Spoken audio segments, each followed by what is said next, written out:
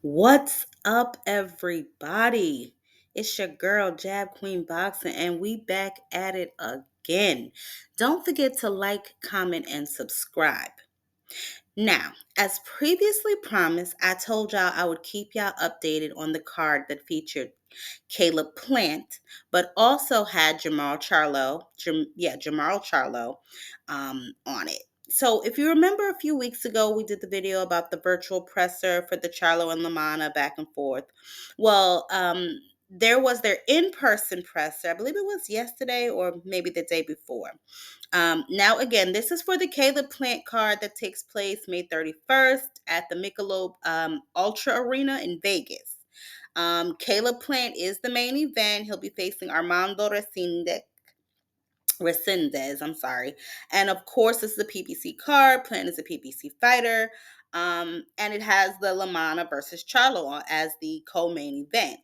Now, the presser was okay. A few funny points because, like I said, Lamanna, he apparently has been calling, texting, and everything else to Charlo, trying to get his attention like a damn fifth grader. So I thought that was pretty funny. Take a look. Thomas, during the virtual press conference, things got a little bit tense, I would say, between both you and Jermall. Was that just gamesmanship, the fact that you guys are going to step inside the ring and collide on May 31st, or is there genuine bad blood? I don't know what the fuck that shit was, to be honest. I don't know what that was. But, I was just dancing to his beat. You know what it was? You know what it was? It was me answering back from all your little rants. You want to FaceTime? You want to FaceTime me? I don't want to FaceTime you. You want to call my promoter, tell him to get on the phone with me. I don't want to get on the phone with you. I don't know you, dude. You want to, you keep writing me on Instagram, write me on Facebook. Write me back. You all. Write me back. I don't be on that shit like that. All right, well, and on top of that, stop writing me. Nigga, you got some other shit to do. Go train, go do something. I'm busy. Fuck, you keep writing me. You gonna make it happen? You shut up. But you see. Now, y'all know my little silly self got a kick out of that. Now, this went on for quite a moment, but then Lamanna said something that I found interesting in his response. And then, of course, the back and forth continued, but take a listen for yourself. Get the fight happen, shut up. But you seen it, though. What you saying? What? You talking about? Stop writing me, nigga. I'll write you later. I'll thank you later. Thomas, not to give too much away of your game plan, but is that mind game, so to speak, that you're trying to play? Oh, no. I want to know what the fuck I'm doing. He put me on ice since the end of September. So I want to know what we're doing. I want to know when we fighting. We're supposed to fight on the 10 card. So, I just want to know what we're doing. That's it. I wasn't getting answers. I wanted answers. I needed answers. That's all.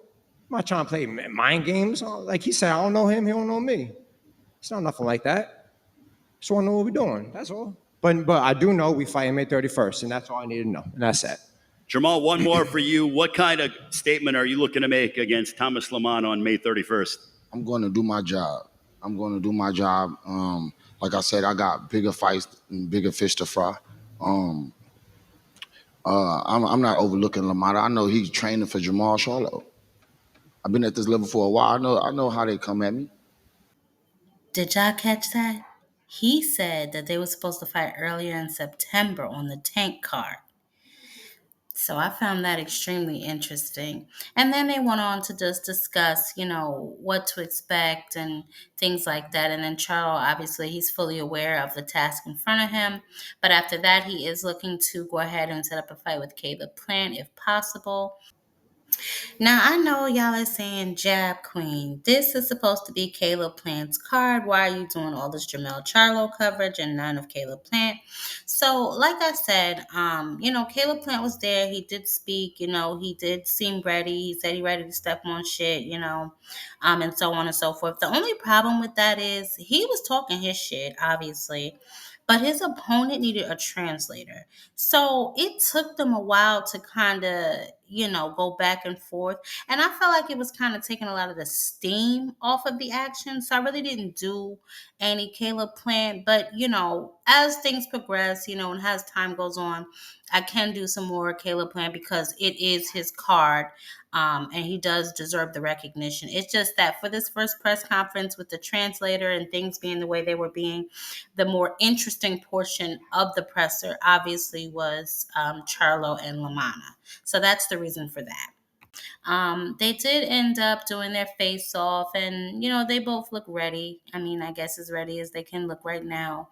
But after the press conference, they did end up catching up with Jermall and asking him a couple of questions that I found intriguing. So take a listen. Good to see you back in action, man. Just boxing fans are eager to see Big Charlo back on fight night. What do you think fights are going to see May 31st when they see you against Take Thomas?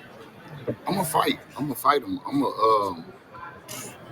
gonna come and be physical. I feel like the fact that he had 168, that I gotta show my strength, anyways. And he's so called bigger than me, so that's fun. That's cool. It's just gonna make me fight harder.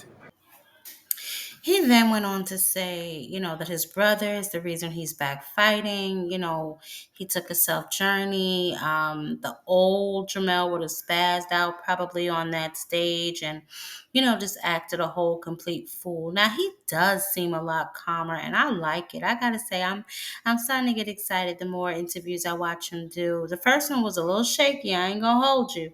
But I'm starting to get excited. He seems like he's settling in. His mind, he seems ready, he seems focused. So hopefully he really is back. Now, here is where things get super fun because Rolly happened to be there. So let's listen to what happened between the two of them. Right now, Secure that bag. What's that bag? That big bag fight. man, be dead ass honest, bro. It looked like it would be like Devin Haney. No, Pacquiao, Tank rematch, Ryan rematch. Look, Nobody Devin wants to see Haney. Haney fight. Yeah, but if Rolly wash him, then it's like, yeah, he washed. Like if you do what you just did to Ryan to Haney, that make a lot of sense. You know what I'm saying? And a lot of money. On top of that, like Pacquiao just getting back, bro. You're not talking about Pacquiao. I mean, that's gonna be some good money fight because everybody gonna watch it. But as far as legacy wise, I would say go back and stop Dev. Him and Broner's a bigger fight than him and Devin. No, bro. I say Dev or Javante rematch? Javante.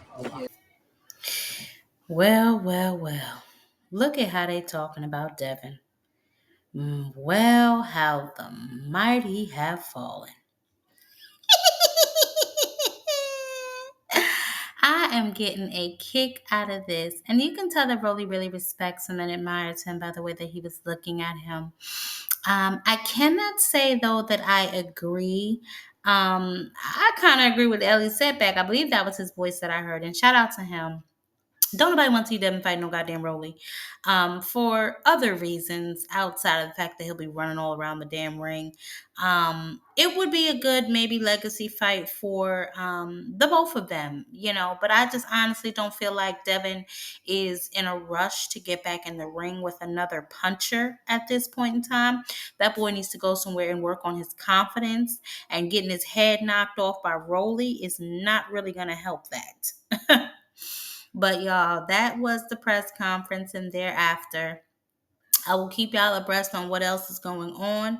I got a couple of shorts. I've been hearing some rumblings about some other things that's been happening. So until next time, y'all know what to do. Catch me on a panel.